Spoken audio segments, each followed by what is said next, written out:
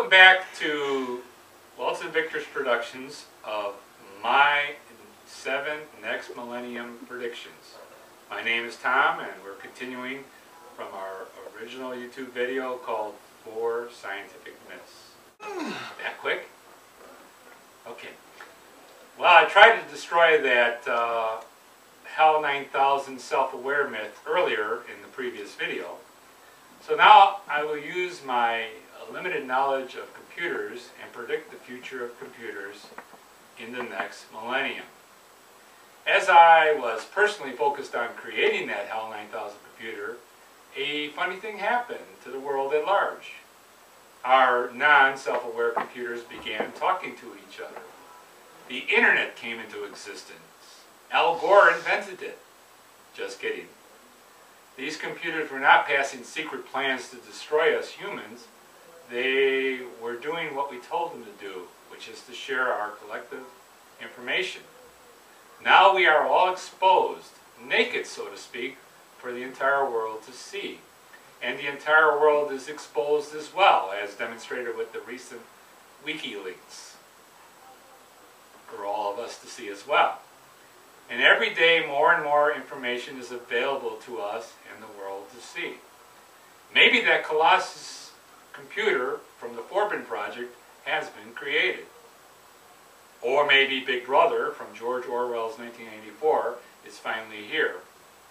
I know, that's a television program on CBS. Assuming there is no evil scheme in play, the ability to know what is going on in the world in an instant is a very powerful ability. To make this a totally powerful feature in our lives, we need 2 things. Thank you.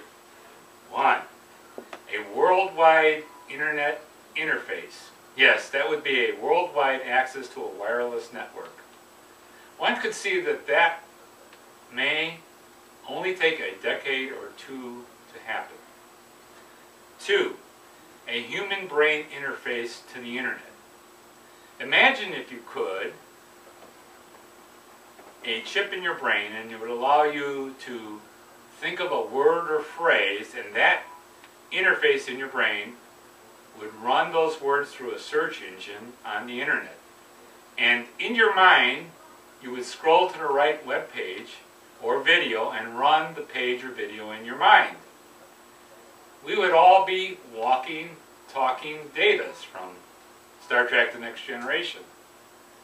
I don't know how we would teach our kids in that world. School tests and college entrance exams would be impossible to gauge any true intelligence versus internet information download.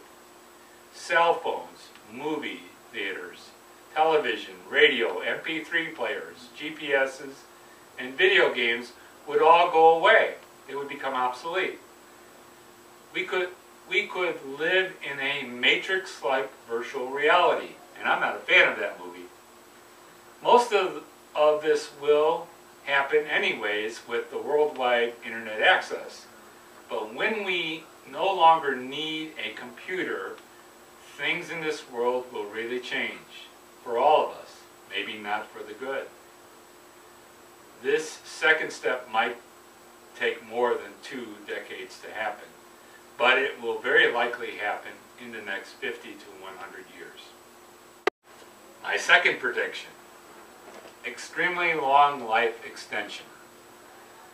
The life expectancy was about an average of 45 years for the world at large in the early 20th century. Now, in the early 21st century, the average life expectancy is 68 years for the world. This is due to our better understanding of medicine in our current times. The longest documented lifespan is 122 years. So given an ideal body, 100 years is about all we can expect medicine to give most of us. Even so, the more that people live to that age, the greater the world's life expectancy will be. We are beginning to understand that aging is caused by the failure of our genes to create better copies of our genes in the newer body cells we create. If we could slow down or generally stop the breakdown of our genetic code into our next body cells generation, or maybe if we could store our complete young person's genetic code into some kind of computer storage device and somehow help our body restore this code into our next generation's body cells, we might be able, with great medicines, to see, and a younger genetic code, to see our bodies have a lifespan greater than 122 years. A 200 to 1,000 years might someday be possible. God help the Social Security or Medicare system, but hey, I would like to live to see the 22nd century. An interesting issue might arise with this development. As I said, Isaac Asimov was one of my favorite science fiction writers. He wrote of this very thing in one of his books. He called the long-living humans spacers, and they could live for at least 200 to 300 years. And he also wrote of normal humans who had a normal lifespan of less than 100 years. He wrote of a war between the humans and the spacers. In that war, the spacers were not willing to die for their cause because they had the greater lifespan to lose in battle. One could see that money will probably be a factor in having a long life. If Asimov is correct, the longer living people will not be willing to fight and die for their side. If we find ourselves in a society, who will prevail? The short-living people or the long-living person? Let us hope that in our future society, we will all be spacers alike. My third prediction, artificial intelligence and robots. Now back to my personal favorite subject of artificial intelligence. Having accepted that we might not be able to create a HAL 9000 self-aware computer, that whole long story of getting a computer to beat a human just shows that we can create small, narrow-focused programs that will simulate artificial intelligence. The last 50 years of programming and software development shows that we can permanently imprint our human thought processes on a computer system.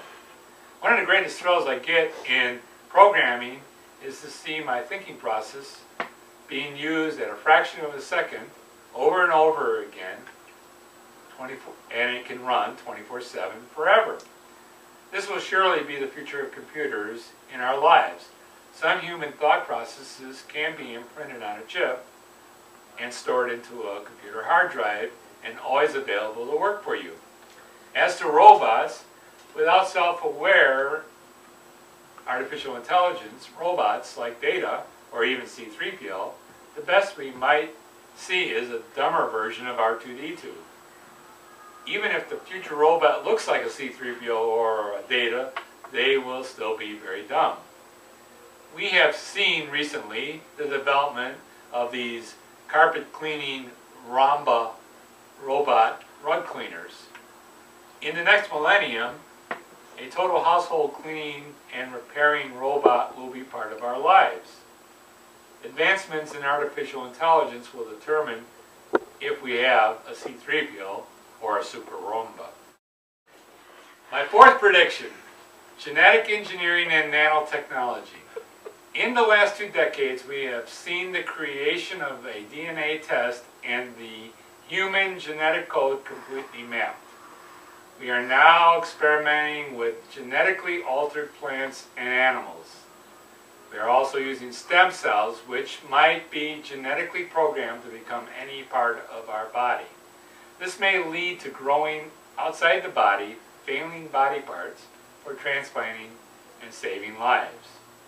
This goes back to what I was saying about extending the lifespan.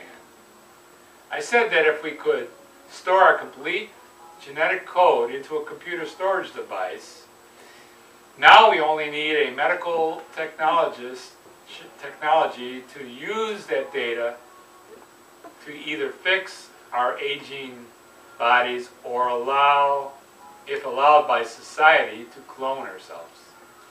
this would at least allow some part of our lives to continue on.